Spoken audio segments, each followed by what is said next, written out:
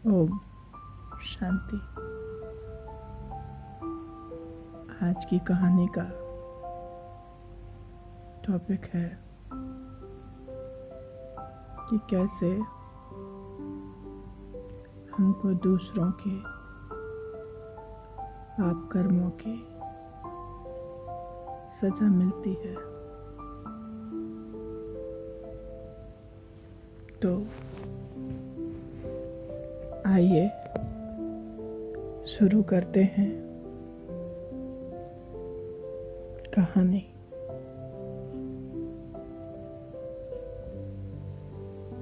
एक बार एक राज्य में एक राजा राज्य करता था और उस राज्य के बाहर एक तपस्वी जंगल में कुटिया बनाकर रहता था। वह नित्य सुबह राज्य में आकर भिक्षा मांगता और वापस कुटिया आकर अपना भोजन बनाता और भगवान का भजन करता। इस तरह एक दिन वह राजा के पास भिक्षा मांगने गया। राजा को मन में यह विचार आया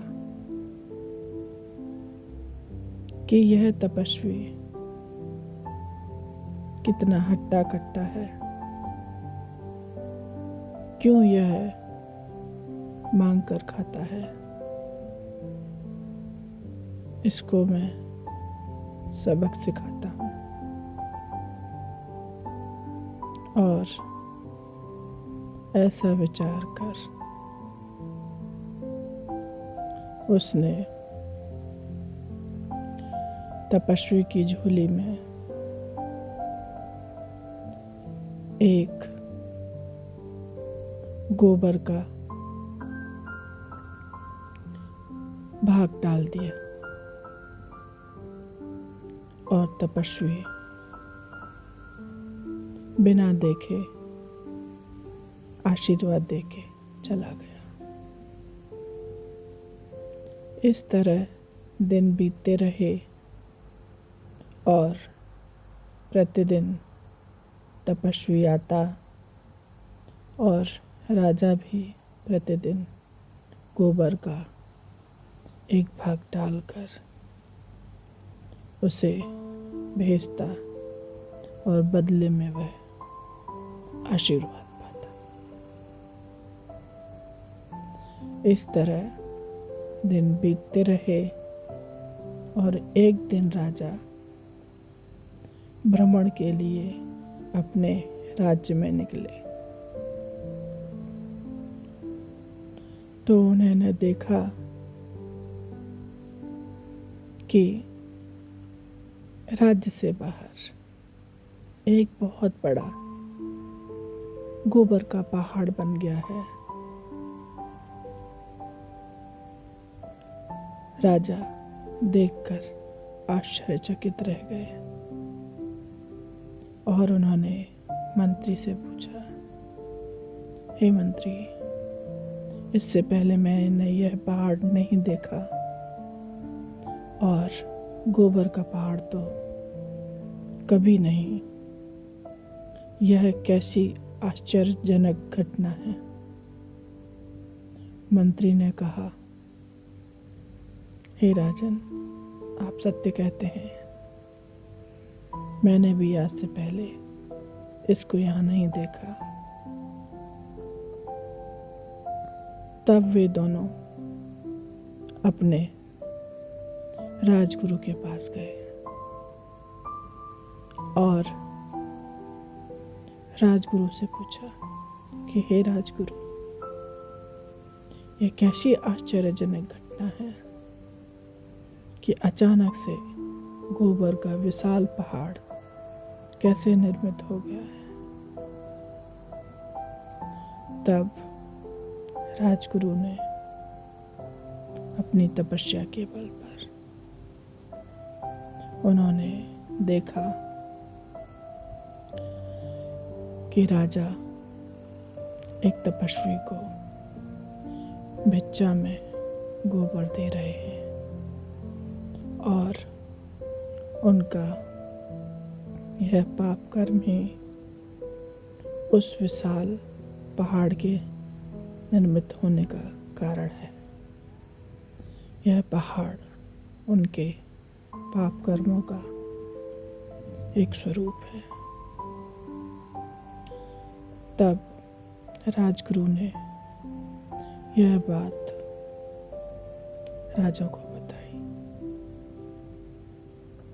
तब राजा ने पूछा, हे राजगुरु, अब इसका उपाय भी बताइए कि किस तरह से मैं अपने पाप कर्मों से मुक्त हो सकता हूँ। तब राजगुरु ने कहा, हे राजन, इसका एक उपाय है। अगर आपकी प्रजा आपकी निंदा करे तो आपके पाप कर्मों का हिस्सा सब में बंट जाएगा और आप पाप मुक्त हो जाएंगे। पर राजा ने कहा, ऐसा नहीं हो सकता। भला मेरी प्रजा मेरी निंदा कैसे कर सकती है? मैं प्रजा का पालक हूँ, रक्षक हूँ। मेरी प्रजा मेरी निंदा कर ही नहीं सकती। तब मंत्री ने एक उपाय सुझाया कि हे राजा, आप हमारे राज्य की ब्राह्मण की बेटी को लेकर आप रथ में सवार होकर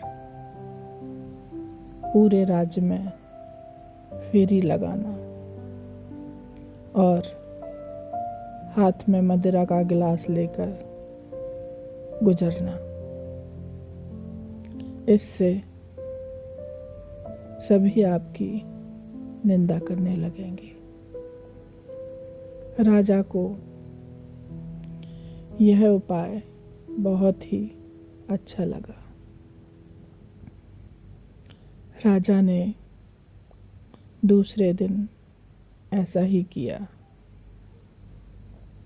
राजा रथ में सवार हो ब्राह्मण की कन्या के साथ हाथ में मदिरा का गिलास और निकल लिए। राजा की ऐसी हरकत देख सारी प्रजा बहुत ही रहस्यमयी मुद्रा में थी। हमारा राजा, क्या हुआ है इसको?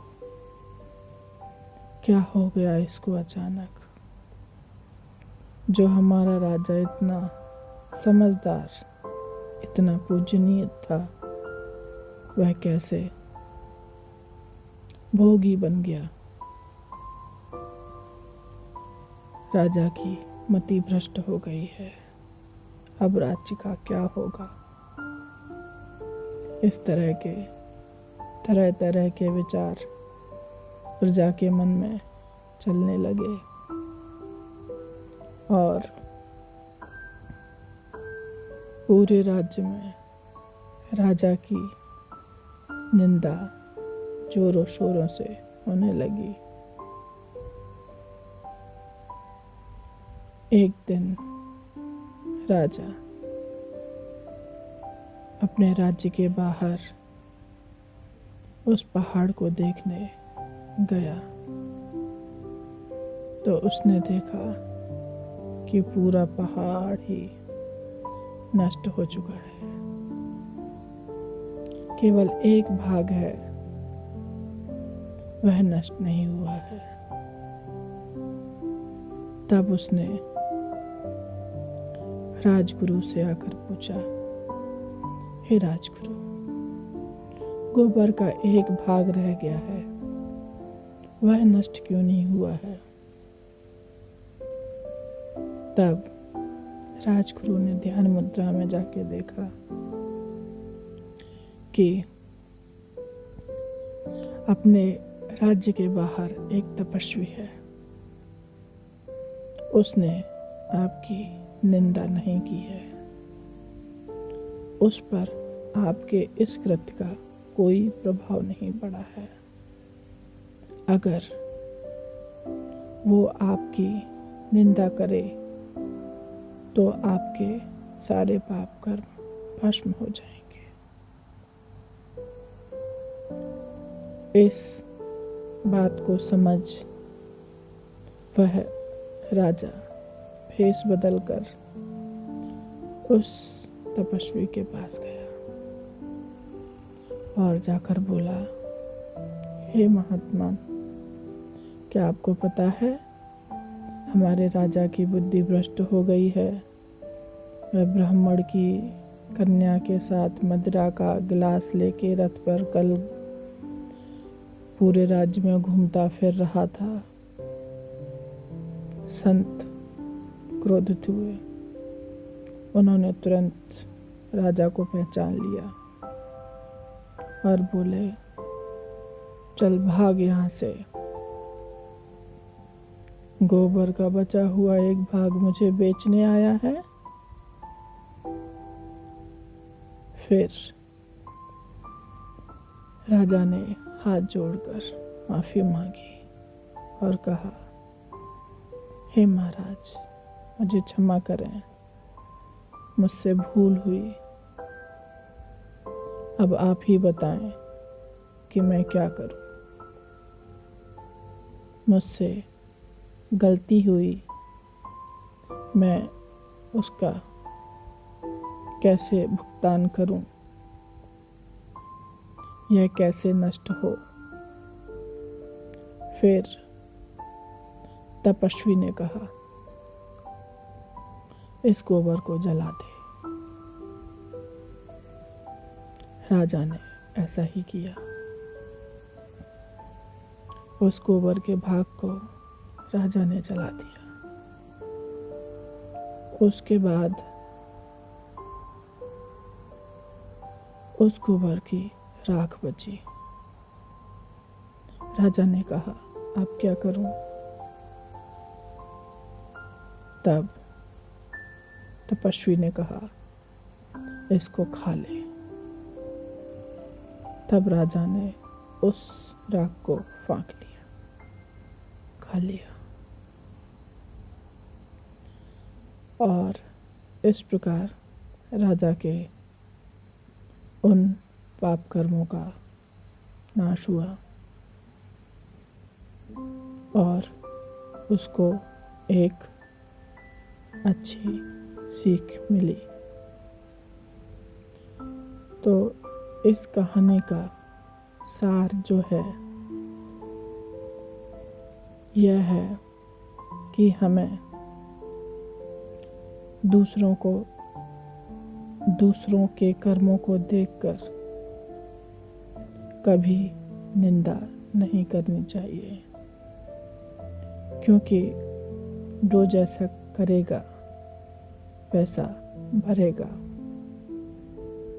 या वह जो भी कर्म कर रहा है वह उसकी बुद्धि के अनुसार, अपने मिले हुए संस्कारों के अनुसार कर रहा है। अगर हम निंदा करते हैं तो कहीं ना कहीं हम दूसरों के पाप के अधिकारी बनते हैं। इसीलिए हमारे शास्त्रों में निंदा न करने का विधान सिखाया गया है। तो आज की कहानी यहीं समाप्त होती है। आशा करती हूँ कि आपके लिए यह कहानी लाभदायक सिद्ध होगी। ओम शांति। शुभ रात्रि।